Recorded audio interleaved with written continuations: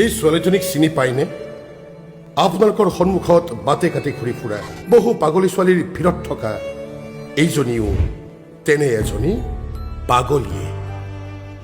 তাইৰ মনটোৱে বহু কথা কয়, বহু সুখৰ কথা, বহু দুখৰ কথা, বহু কষ্টৰ কথা, আৰু এখন যুদ্ধৰ কথা।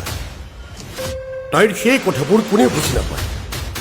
মই কিন্তু বুজি পাইছো বাবেই বহু সাহসেৰে, বহু মৰমেৰে আৰু বহু সংকল্পৰে আয়োজন কৰিছো মীনাক্ষীৰ সংগীত সন্ধিয়া।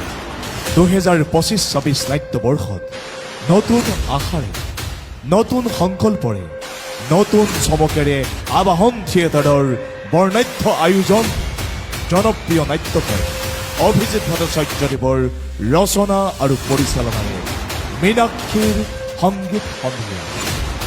মীনাক্ষীৰ সংগীত সন্ধিয়া